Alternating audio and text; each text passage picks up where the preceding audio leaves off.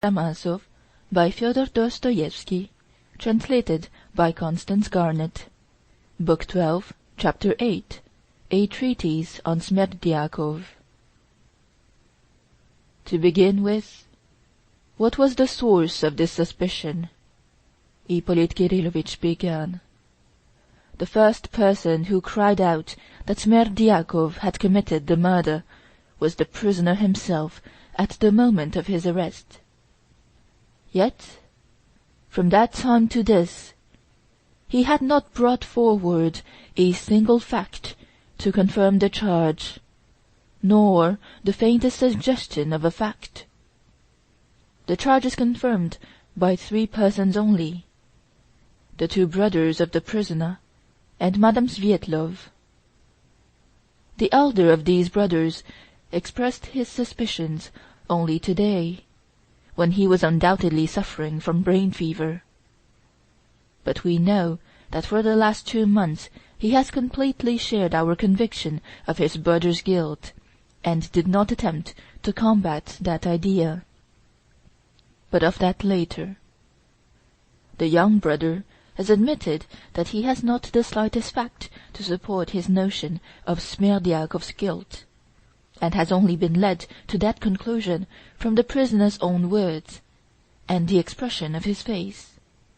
Yes, that astounding piece of evidence has been brought forward twice today by him.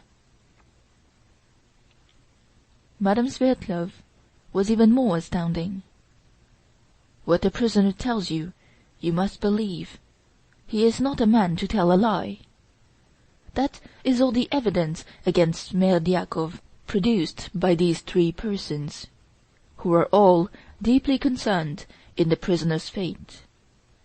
And yet the story of Smerdyakov's guilt has been noised about, has been, and is still maintained. Is it credible? Is it conceivable?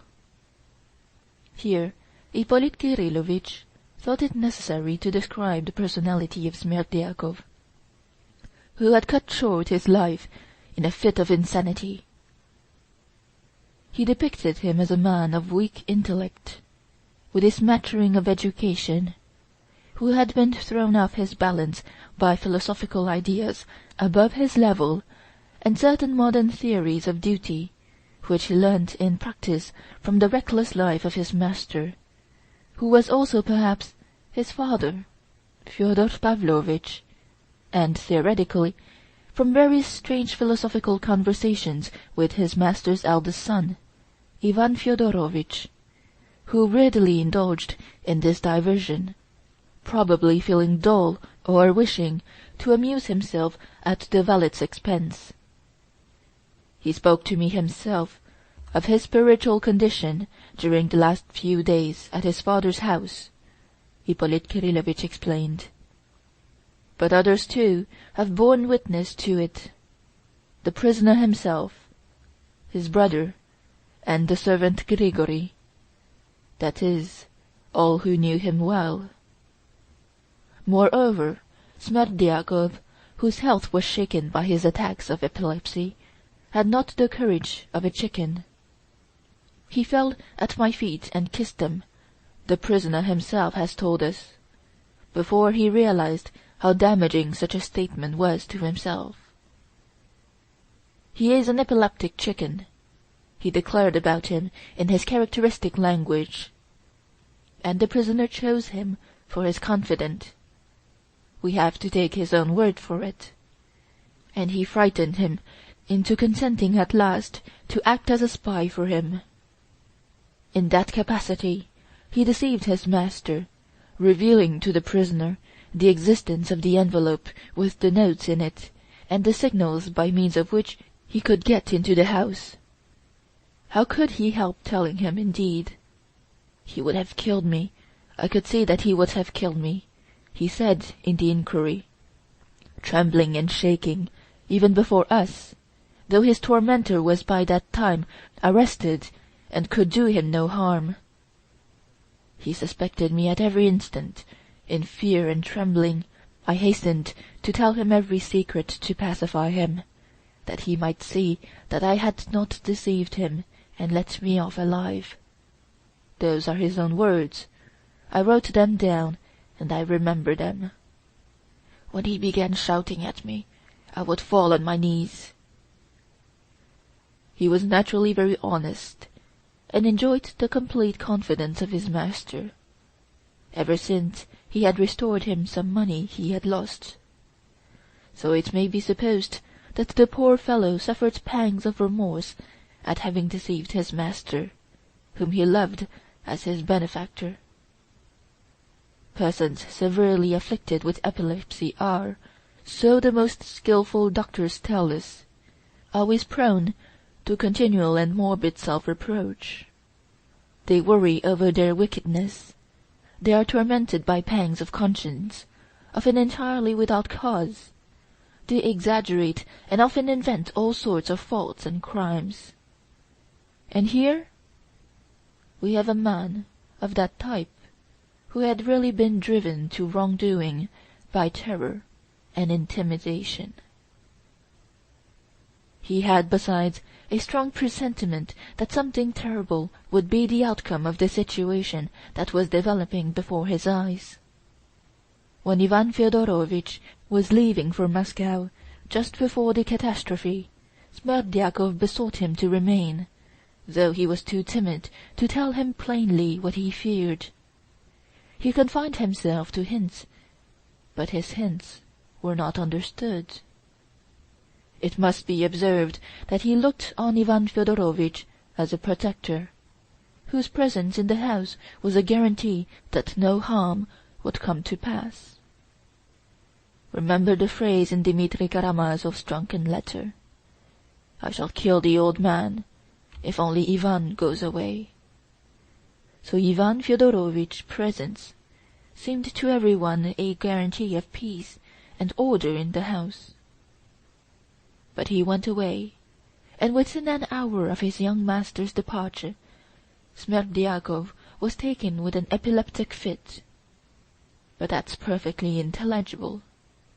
Here I must mention that Smerdyakov, oppressed by terror and despair of a sort, had felt during those last few days that one of the fits from which he had suffered before at moments of strain might be coming upon him again. The day and hour of such an attack cannot of course be foreseen, but every epileptic can feel beforehand that he is likely to have one. So the doctors tell us.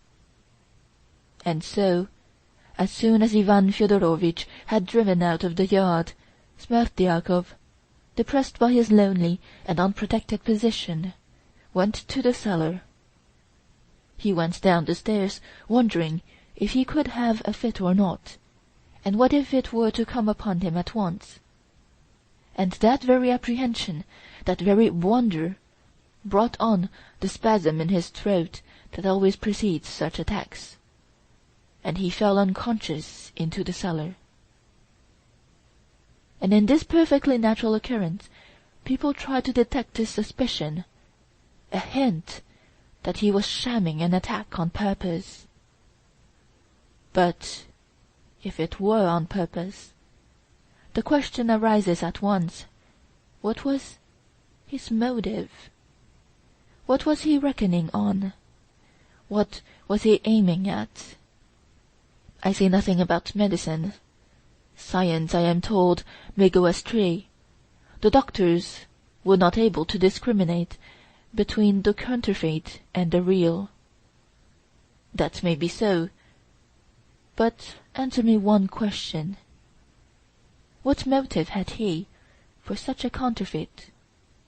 Could he, had he been plotting the murder, have desired to attract the attention of the household by having a fit just before? You see, gentlemen of the jury, on the night of the murder there were 5 persons in Fyodor Pavlovitch's. Fyodor Pavlovitch himself. But he did not kill himself, that's evident. Then his servant, Grigory. But he was almost killed himself. The third person was Gregorys' wife, Marfa Ignatievna. But it would be simply shameful to imagine her murdering her master. Two persons are left, the prisoner and Smerdyakov. But if we are to believe the prisoner's statement that he is not the murderer, then Smerdyakovs must have been, for there is no other alternative, no one else can be found. That is what accounts for the artful, astounding accusation against the unhappy idiot who committed suicide yesterday. Had a shadow of suspicion rested on anyone else, had there been any sixth person, I am persuaded that even the prisoner would have been ashamed to accuse Smerdyakov, and would have accused that sixth person, for to charge Smerdyakovs with that murder is perfectly absurd. Gentlemen, let us lay aside psychology, let us lay aside medicine, let us even lay aside logic. Let us turn only to the facts, and see what the facts tell us. If Smerdyakovs killed him, how did he do it? Alone, or with the assistance of the prisoner? Let us consider the first alternative, that he did it alone. If he had killed him, it must have been with some object, for some advantage to himself. But not having a shadow of the motive that the prisoner had for the murder, hatred, jealousy, and so on, Smerdyakovs could only have murdered him for the sake of gain, in order to appropriate the 3,000 roubles he had seen his master put in the envelope. And yet he tells another person, and a person most closely interested, that is the prisoner, everything about the money and the signals, where the envelope lay, what was written on it, what it was tied up with, and above all told him of those signals by which he could enter the house. Did he do this simply to betray himself, or to invite to the same enterprise one who would be anxious to get that envelope for himself? Yes, I shall be told, but he betrayed it from fear. But how do you explain this? A man who could conceive such an audacious, savage act, and carry it out, tells facts which are known to no one else in the world, and which, if he held his tongue, no one else would have guessed. No, however cowardly he might be, if he had plotted such a crime, nothing would have induced him to tell anyone about the envelope and the signals, for that was as good as betraying himself beforehand. He would have invented something. He would have told some lie if he had been forced to give information, but he would have been silent about that. For, on the other hand, if he had said nothing about the money, but had committed the murder and stolen the money, no one in the world could have charged him with murder for the sake of robbery, since no one but he had seen the money, no one but he knew of its existence in the house. Even if he had been accused of the murder, it could only have been thought that he had committed it from some other motive. But since no one had observed any such motive in him beforehand, and everyone saw, on the contrary, that his master was fond of him and honored him with his confidence, he would of course have been the last to be suspected. People would have suspected first the man who had a motive, a man who had himself declared he had such motives, who had made no secret of it. They would, in fact, have suspected the son of the murdered man, Dmitri Fyodorovitch. Had Smerdyakovs killed and robbed him, and the son been accused of it, that would, of course, have suited Smerdyakovs. Yet are we to believe that, though plotting the murder, he told that son, Dmitri, about the money, the envelope, and the signals? Is that logical? Is that clear? When the day of the murder planned by Smerdyakov came, we have him falling downstairs in a faint fit. With what object? In the first place, that Grigory, who had been intending to take his medicine, might put it off and remain on guard, seeing there was no one to look after the house, and in the second place, I suppose that his master, seeing that there was no one to guard him, and in terror of a visit from his son, might redouble his vigilance and precaution. And most of all, I suppose that he, Smerdyakov, disabled by the fit, might be carried from the kitchen, where he always slept, apart from all the rest, and where he could go in and out as he liked, to Gregorys' room at the other end of the lodge, where he was always put, shut off by a screen 3 paces from their own bed.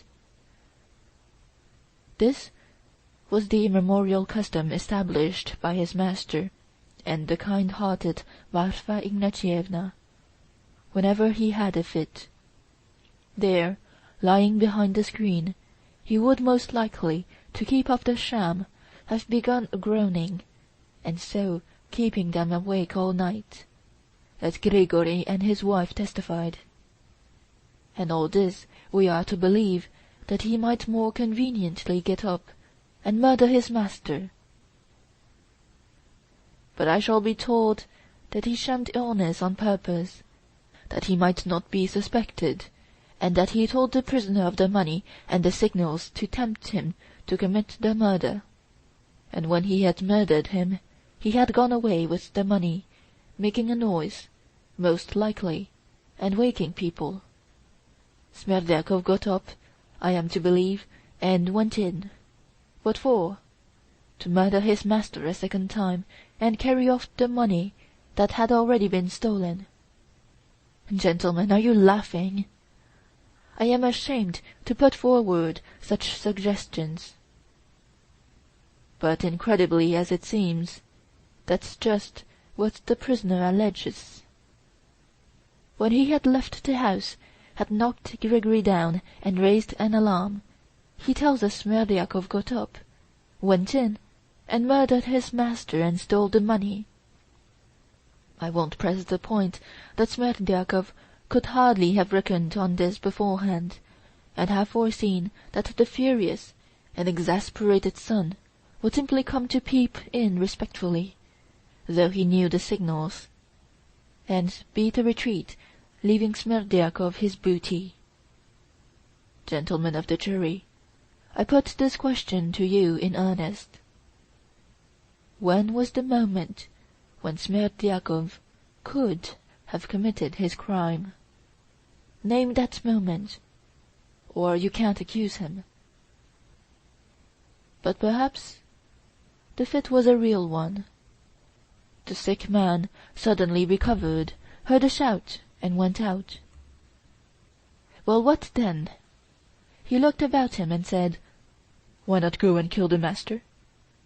And how did he know what had happened, since he had been lying unconscious till that moment? But there's a limit to these flights of fancy.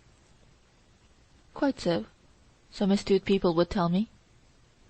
But what if they were in agreement? What if they murdered him together, and shared the money? What then? A weighty question, truly. And the facts to confirm it are astounding.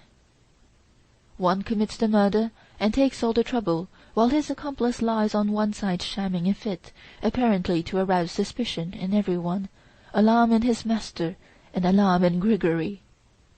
It would be interesting to know what motives could have induced the 2 accomplices to form such an insane plan. But perhaps it was not a case of active complicity on Smerdyakov's part, but only of passive acquiescence.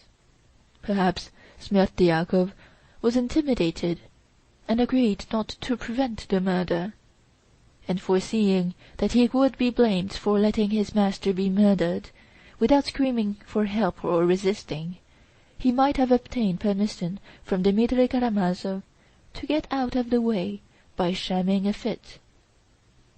You may murder him as you like, it's nothing to me. But as this attack of Smerdyakovs was bound to throw the household into confusion, Dmitri Karamazov could never have agreed to such a plan. I will waive that point, however. Supposing that he did agree, it would still follow that Dmitri Karamazov is the murderer and the instigator, and Smerdyakov is only a passive accomplice, and not even an accomplice, but merely acquiesced against his will through terror. But what do we see? As soon as he is arrested, the prisoner instantly throws all the blame on Smerdyakov, not accusing him of being his accomplice, but of being himself the murderer. He did it alone, he says. He murdered and robbed him. It was the work of his hands. Strange sort of accomplices who begin to accuse one another at once. And think of the risk for Karamazov. After committing the murder while his accomplice lay in bed, he throws the blame on the invalid, who might well have resented it, and in self-preservation might well have confessed the truth. For he might well have seen that the court would at once judge how far he was responsible, and so he might well have reckoned that if he were punished, it would be far less severely than the real murderer, and in that case he would have been certain to make a confession. Yet he has not done so. Smerdyakov never hinted at their complicity, though the actual murderer persisted in accusing him and declaring that he had committed the crime alone. What's more, Smerdyakov, at the inquiry, volunteered the statement that it was not he who had told the prisoner of the envelope of notes and of the signals, and that, but for him, he would have known nothing about them. If he had really been a guilty accomplice, would he so readily have made this statement at the inquiry? On the contrary, he would have tried to conceal it, to distort the facts, or minimize them. But he was far from distorting or minimizing them. No one but an innocent man, who had no fear of being charged with complicity, could have acted as he did. And in a fit of melancholy arising from his disease and this catastrophe, he hanged himself yesterday. He left a note written in his peculiar language. I destroy myself of my own will and inclination, so as to throw no blame on anyone. What would it have cost him to add, I am the murderer, not Karamazov? But that he did not add. That his conscience led him to suicide, but not to avowing his guilt. And what followed? Notes for 3,000 roubles were brought into the court just now, and we were told that they were the same that lay in the envelope now on the table before us, and that the witness had received them from Smerdyakov the day before. But I need not recall the painful scene, though I will make one or two comments, selecting such trivial ones as might not be obvious at first sight to everyone, and so may be overlooked. In the first place, Smerdyakov must have given back the money and hanged himself yesterday from remorse. And only yesterday he confessed his guilt to Ivan Karamazov, as the letter informs us. If it were not so, indeed, why should Ivan Fyodorovitch have kept silence till now? And so, if he has confessed, then why, I ask again, did he not avow the whole truth in the last letter he left behind, knowing that the innocent prisoner had to face this terrible ordeal the next day? The money alone is no proof.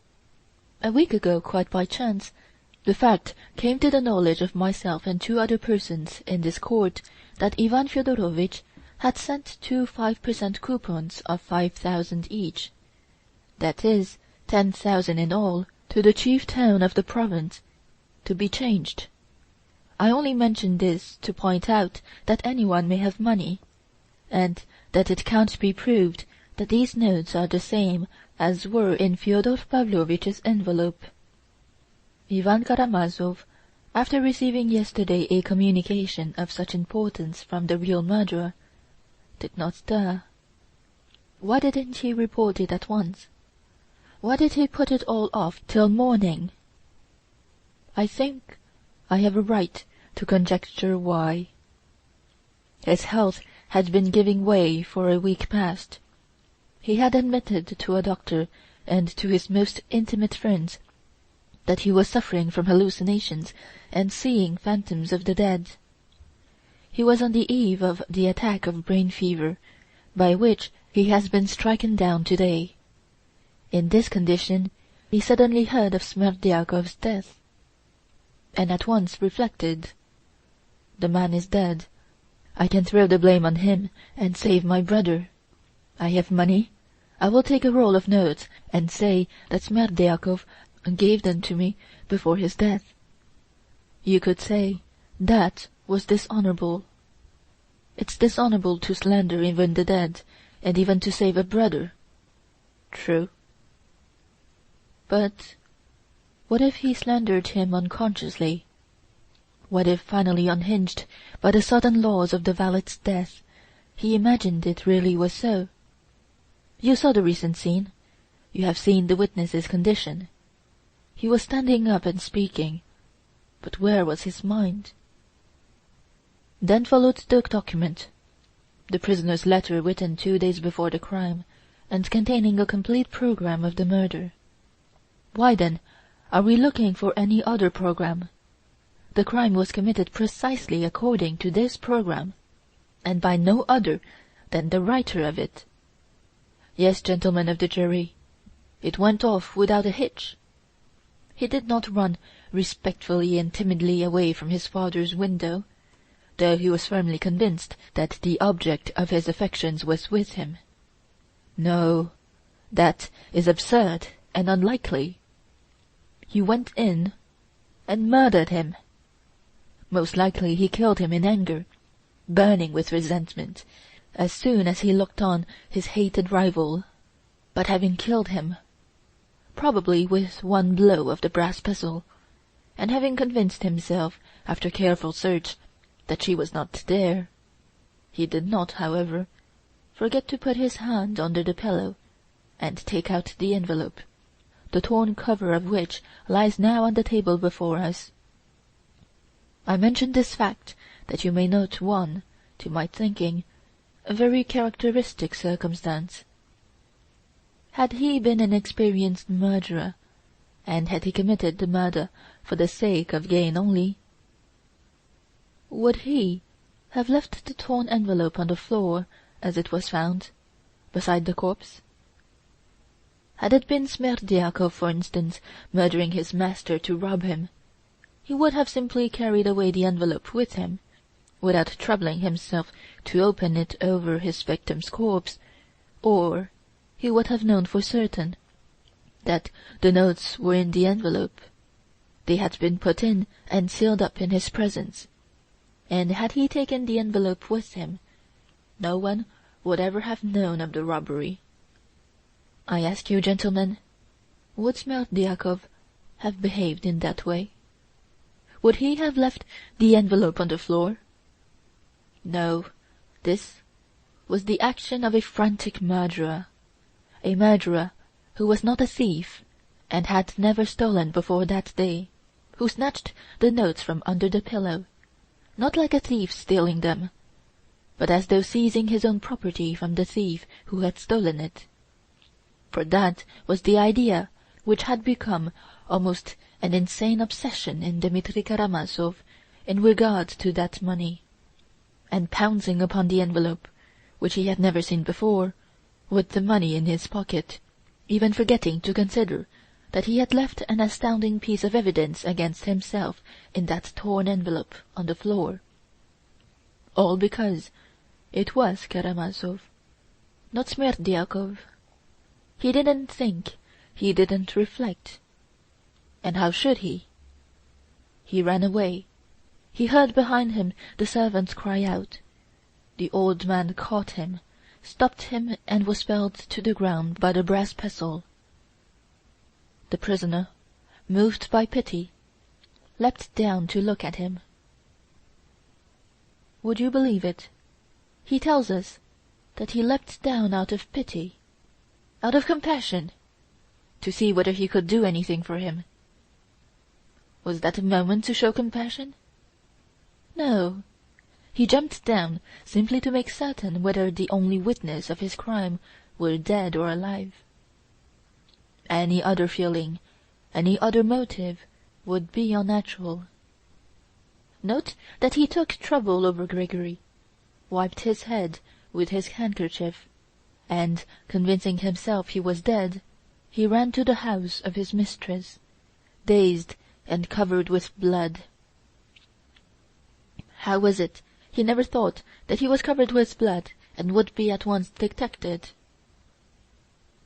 But the prisoner himself assures us that he did not even notice that he was covered with blood. That may be believed, that is very possible. That always happens at such moments with criminals. On one point they will show diabolical cunning, while another will escape them altogether. But he was thinking at that moment of one thing only. Where was she? He wanted to find out at once where she was, so he ran to her lodging and learnt an unexpected, an astounding piece of news.